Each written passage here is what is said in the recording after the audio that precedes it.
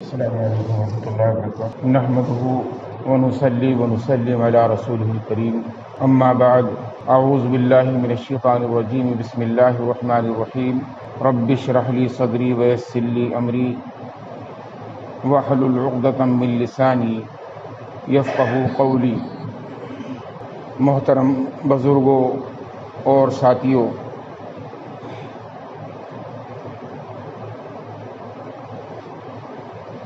اللہ رب العزت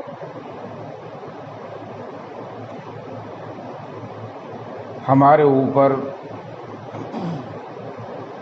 رحمت کی بارش برسا رہا ہے۔ اس کا فضل و کرم رواں دواں ہے۔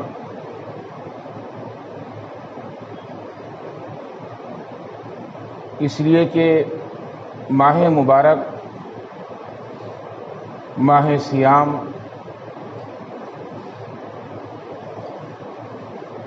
جو ہمیں میسر ہے وہ اپنی تمام برکتوں کے ساتھ ہمیں حاصل ہے۔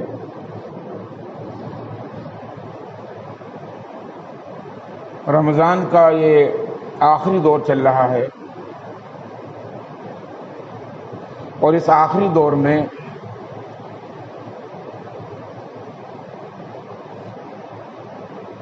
اللہ رب کریم کا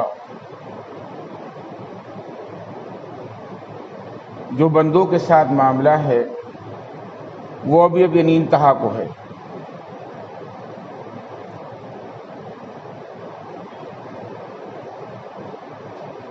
یہ بات ہمیں جان لینی چاہیے کہ رمضان مبارک کے اندر جتنے بھی جمعے آتے ہیں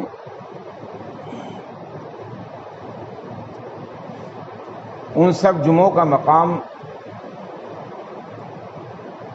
یکساں ہے اور برابر ہے۔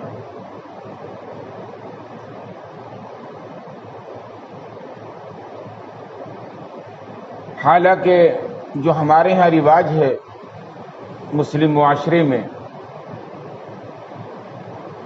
وہ یہ ہے کہ آخری جمعے کو ہم بہت مقام دیتے ہیں، بہت اہم مقام دیتے ہیں، اور اسے الوداع کا نام دیتے ہیں،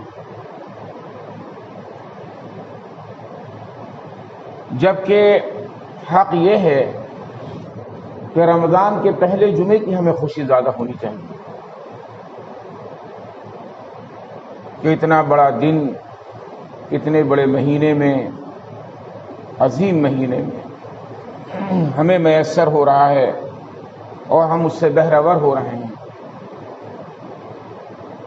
خوشی کی بات تو وہ ہے۔ جمعے کے بعد جمعہ رخصت ہوا، ایام رمضان رخصت ہوئے، اس کی شب و روز ہمیں چھوڑ کر جا رہے ہیں، نہ معلوم ہم نے کتنی اس کی قدر کی، کتنی ان سے ہم نے رحمتیں بٹوری، اپنے دامن کو بھرا، اور کتنی ناقدری کی ہمیں کچھ پتہ بھی نہیں ہے۔ اللہ اور بندے کے درمیان وہ راز ہے۔ ہمیں خوشی ہوتی ہے ودا ہونے کی، جمعۃ الوداع کو منانے کا، اور اس کے لیے بہت زیادہ اہتمام کرنے کا، اور اس کے نام کو فہمس کرنے کا مطلب کیا ہے؟ اس کا مطلب یہی نکلتا ہے کہ ہمیں خوشی ہو رہی ہے۔ احساس یہ ہونا چاہیے کہ اب آنے والے وقت میں ہمیں رمضان کا جمعہ بھی نصیب نہیں ہوگا، اور یہ تقاضا ہے اس کا کہ ہم زیادہ عز و انکساری میں، عبدیت میں ڈوبیں، وہ کیفیت ہم پہ طاری ہو کہ جس سے اللہ سے تعلق، اللہ سے قرب، اور ان تمام چیزوں کے خالق سے ہمارا رابطہ مضبوط ہو۔ ہمیں وہ کام کرنا چاہیے۔ تو ایک تو بے بنیاد باتوں کو ہمیں فروغ نہیں دینا، کوئی خاص خطبہ نہیں، کوئی خاص اہتمام نہیں اس جمعے کا، بلکہ یہ ڈر رہے دل میں کہیں ایسا نہ ہو کہ ناقدری سے یہ ایام رخصت ہو گئے، غفلت میں گزر گئے، یہ احساس رہنا چاہیے۔ رسول اللہ صلی اللہ تعالی علیہ وسلم ہمارے پیارے نبی نے جو پیغام دیا، آخری عمر کا پیغام دیکھیے آپ کا، قرآن کریم نے جو اہمیت دی انسانوں کے لیے اور بندگان خدا کے لیے جو پیغام دیا، وہ یہ دیا کہ رمضان کا مہینہ روزوں کا تو موسم ہے، سمجھ میں آتا ہے، روزوں کا ماحول ہے اور روزہ فرض بھی ہے،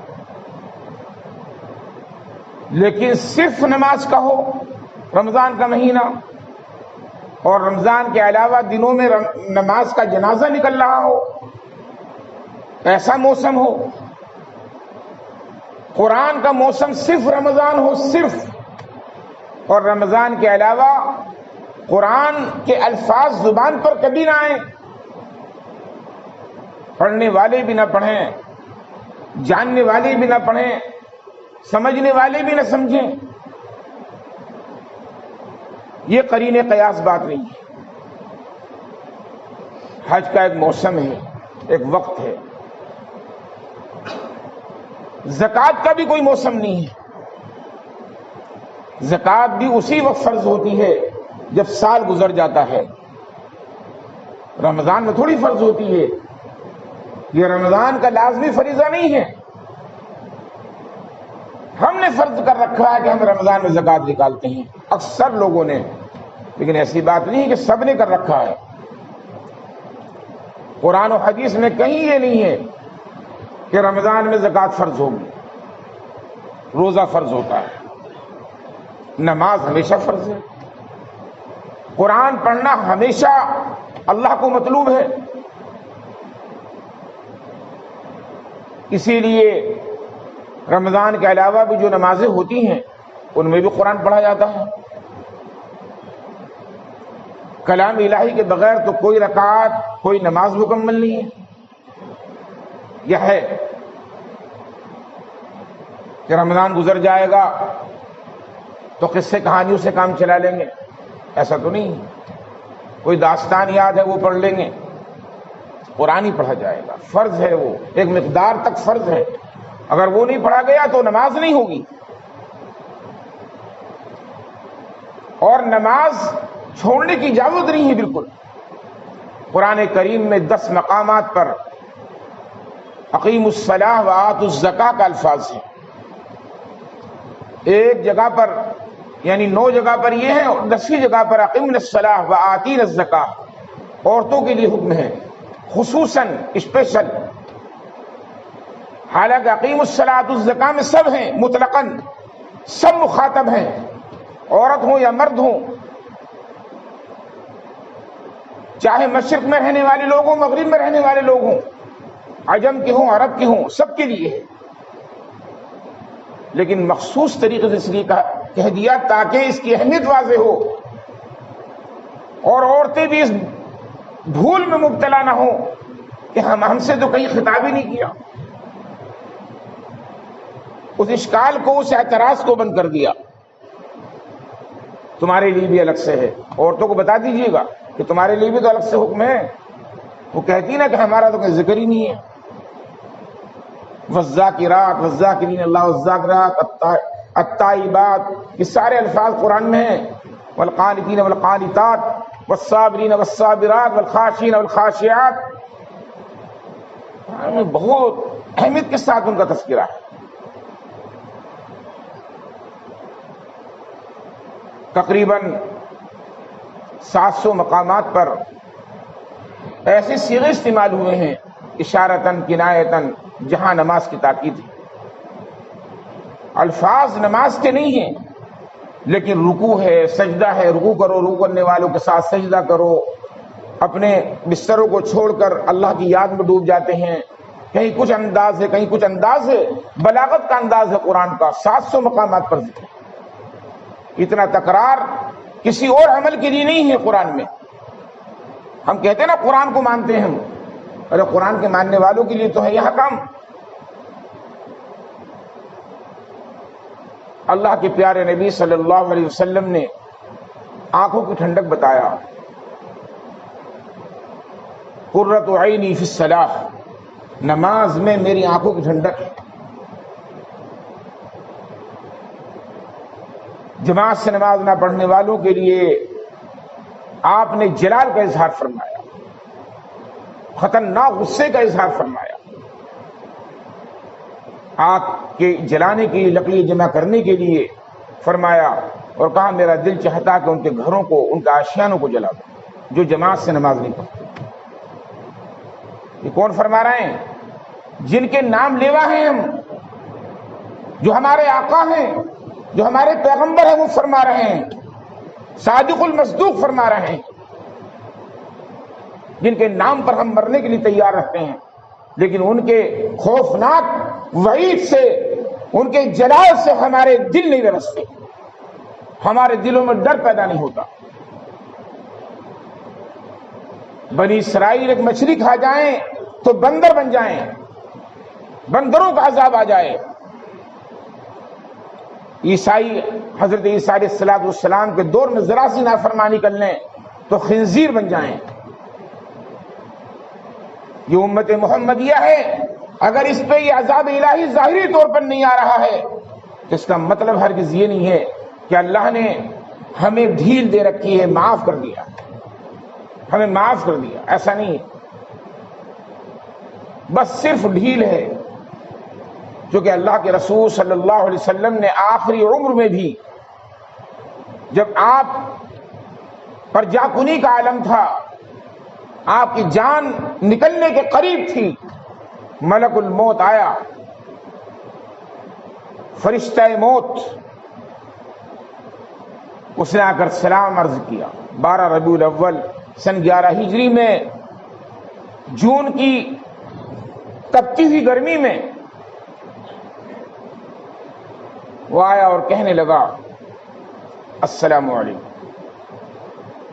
آپ نے سلام کا جواب دیا اور اس نے کہا کہ سلام پہلی بار میں آپ کی خدمت میں پیش کر رہا ہوں، میں سلام کر کے نہیں آتا ہوں، اور اجازت بھی آپ سے لے رہا ہوں آنے کی. اجازت بھی لے کر نہیں آتا، کیونکہ رب کریم کا حکم ہے، اس کو نبھانا ہے، اس کا پاس رکھنا ہے. آپ نے استقبال کیا اور فرمایا کہ یہ بتاؤ، کم سے کم یہ بتاؤ کہ میری امت کو کس حال میں چھوڑو گے؟ میری امت کے ساتھ میرے بعد کیا ہوگا؟ میں تو چلا جاؤں گا، میری امت کا کیا ہوگا؟ اپنے صلبی رشتوں کو، اپنے خونی رشتوں کے بارے میں خیال نہیں ہے آپ کو. آپ کے نواسے ہیں حسن حسین، اور آپ کی بیٹی ہیں، ان کے بارے میں کوئی خیال نہیں. آپ فرما رہے ہیں اپنی روحانی اولاد کے لیے فکر مند ہیں، اور فرماتے ہیں کہ میری امت کا کیا ہو. جبریل امین جاتے ہیں، جبریل امین کی تو حاضری ہو جاتی تھی جب چاہتے تھے، جب موقع ہوتا تھا. وہ پوچھنے جاتے ہیں کہ یا رب العالمین، آپ کا محبوب معلوم کر رہا ہے، امت کے حال کے بارے میں پوچھ رہا ہے، امت تو یتیم ہو جائے گی. کہا نہیں، ہم تنہا نہیں چھوڑیں گے اس کو، کہہ دو جا کر. اور آپ کو یہ اختیار دیا اس نے. یہ بالکل سچی بات اور یقین، واجب الیقین بات ہے کہ ہمیں اس بات پر یقین کرنا ہوگا کہ ملک الموت نے کہا کہ عش ما شئتا، جتنا رہنا چاہو رہ لو. اللہ نے اختیار دیا آپ کو کہ چاہے چلو، دل چاہ رہا ہو تو چلو. رفیق اعلیٰ سے ملنے کے لیے دل چاہ رہا ہو تو چلو، وہ ملنا چاہتا ہے،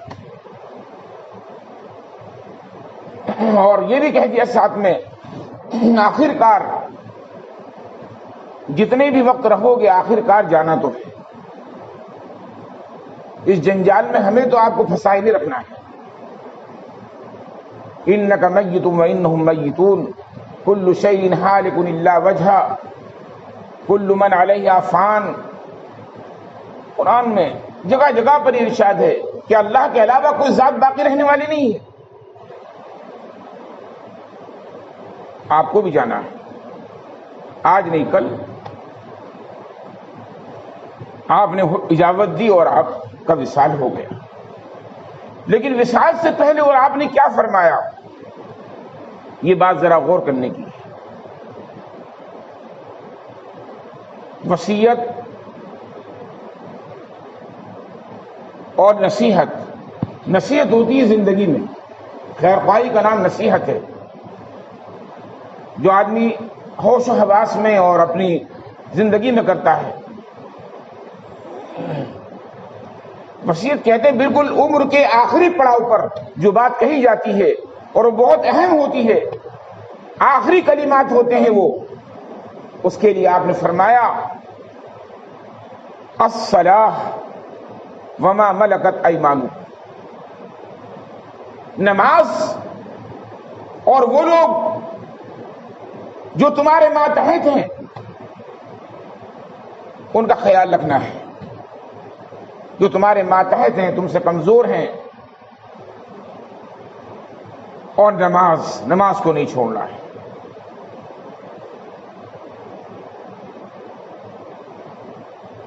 اندازہ لگا سکتے ہیں ہم کہ رسول عربی صلی اللہ علیہ وسلم نے کچھ اور بیان نہیں کیا اپنی وراثت کے بارے میں اور دوسرے معاملات کے بارے میں، آخری عمر میں صرف یہ فرمایا۔ تو ہمیں کیسے حق ملتا ہے کہ رمضان سے نماز کا رشتہ جوڑیں صرف، اور رمضان کے بعد غافل ہو جائیں؟ عید کا چاند جیسی نظر آئے ہم سمجھتے ہیں کہ ہم تو سارا قرض ادا کر چکے، لیا دیا سب چکا دیا، ہوتا نہیں ہوتا ایسا؟ لیا دیا اللہ کا سب چکا دیا، فارغ ہو گئے۔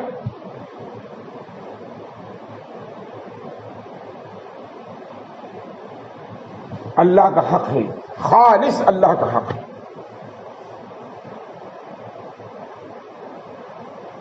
سوال و جواب ہر جگہ نماز کا معاملہ درپیش ہوگا، بہت ہی کٹھن گھڑی ہوگی وہ جب سوال نماز کے بارے میں ہوگا۔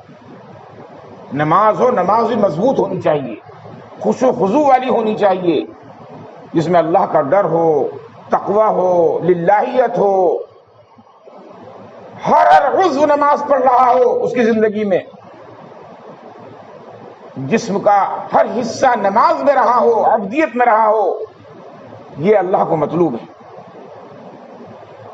اور بات حق یہ ہے کہ ہم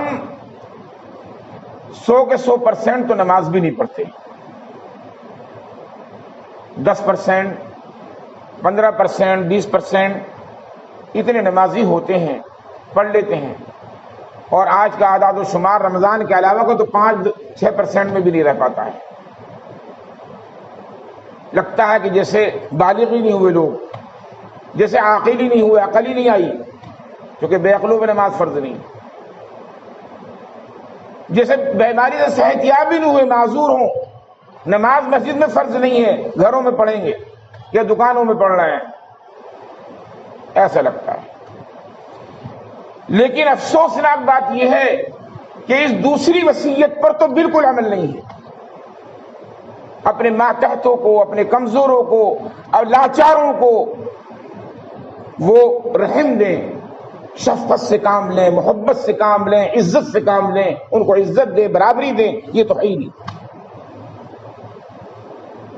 نوکر ہے تو نوکر ہے، پانی لا، حتیٰ کہ مسجدوں کے اماموں کو اور مؤذنوں کو تھکایا جاتا ہے حضرت بلال حبشی کو اذان دینے کے لیے فرمایا کرتے تھے اذان دو، میری آنکھوں کی ٹھنڈک ہے، اذان دو، میری آنکھوں کو ٹھنڈا کرو۔ اب بلال تو ہم نام رکھ لیتے ہیں، لیکن کبھی اذان دلواتے ہیں بلال سے؟ بتاؤ۔ بلال تو اسی لیے نام رکھا تھا کہ وہ اذان کی وجہ سے اللہ کے یہاں مقبول ہوئے تھے، بلال تو اس لیے نام رکھا تھا۔ کسی فلمی ہیرو کا نام بلال تھوڑی ہے، صرف تجارت کرنے والے کا نام بلال تھوڑی ہے، اذان سے پہچانے جاتے تھے بلال، اور اذان کی وجہ سے وہ مقام ملا کہ حبشی بالکل کالا کلوٹا انسان اللہ کے رسول کا خادم بنا، مؤذن بنا۔ عمر نام رکھ لیتے ہیں، لیکن عمر فاروق کا کردار ہمارے اندر، ہمارے بچوں میں پیدا ہوتا ہے کہیں؟ عمر فاروق جیسی شجاعت، ان کی جیسی شان عظمت، ان کا وقار، ان کی غربہ پروری وما ملکت ایمانکم، کمزوروں کا خیال کرو، اپنے کاندھوں پہ، اپنی پشت پہ غلے کی بوری لے لے کر راتوں رات غریبوں کی مدد فرماتے تھے، جن کے گھروں میں چولہا نہیں جلتا تھا ان کو تلاش کرتے تھے، ان بیواؤں کو، ان یتیموں کے لیے سہارا بنتے تھے۔ لیکن عمر نام ہے مگر کردار ہے ابو جہل جیسا، کردار صفات ابو جہل جیسی ہیں، ابو لہب جیسی ہیں۔ عثمان غنی نام ہے، لیکن مال گھر اللہ کے کوس کو مضبوط کرنے کے لیے کہاں ہم مال لٹاتے ہیں؟ ہمارا وہ عثمان غنی کہاں بنتا ہے؟ وہ عثمان غنی بن کے کہاں دکھاتا ہے؟ جس کو اللہ کے رسول صلی اللہ علیہ وسلم نے خود فرمایا کہ جتنا فائدہ عثمان غنی کے مال سے اسلام کو پہنچا ہے اتنا کسی سے نہیں پہنچا۔ آج عثمان نام ہے مگر بخیل ہے، اس طرح جیسے نمرود بخیل تھا، جیسے قارون بخیل تھا۔ بخیلی ہمارے اندر اتنی گھس جاتی ہے، ناموں کا اثر کچھ پرسنٹ تو ہونا چاہیے۔ ہم صحابی تو نہیں بن سکتے، ہم خلیفۃ المسلمین جیسا کردار تو پیدا نہیں کر سکتے، لیکن ان کی مشابہت، ان کی مناسبت تو پیدا کر سکتے ہیں۔ حضرت علی جیسا شیر بن کے بھی تو دکھاؤ اسلام کے لیے۔ آج عذاب الہی برس رہا ہے، فتنوں کا دور ہے، سازشوں کا دور ہے، کہاں گیا وہ علی جیسا کردار، علی جیسے بہادری؟ نہیں ہے۔ آخری عشرے میں ہم چل رہے ہیں، شب قدر کا ظہور ہونے والا ہے یا ہو گیا ہوگا، پتہ کچھ نہیں ہے۔ تاخرات کئی گزر گئیں، 2-3 بچی ہیں بمشکل تمام۔ آج 25ویں ہے، پرسوں 27ویں ہے، اس کے بعد 29ویں، یہ 3 راتیں اور بچی ہیں جس میں امکانات ہیں، لیکن ضروری نہیں کہ اس میں ہی ہو سکتا ہے وہ جفت رات بھی ہمارے لیے شب قدر بن چکی ہو۔ جفت کہتے ہیں جوڑ والی، 22، 24، 26 یہ بھی ہو سکتی، مگر ہمیں کوئی فکر نہیں، کوئی فکر نہیں۔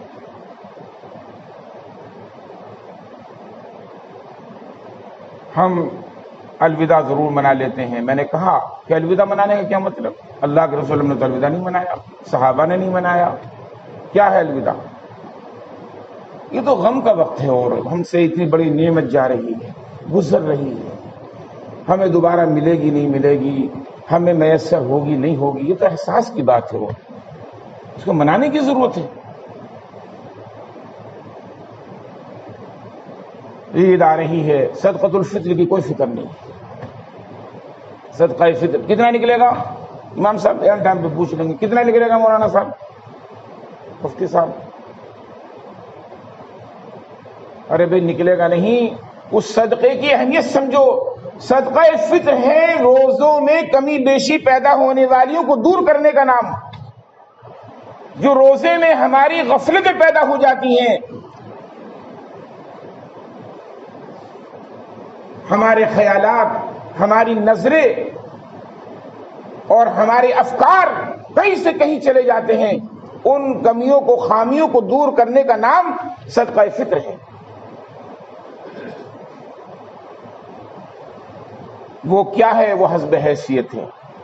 اتنے بڑے بڑے مالدار لوگ جن کا روزانہ کا خرچ، یومیہ خرچ کئی ہزار روپے ہے، اور بعضوں کو تو کئی لاکھ روپے ہے۔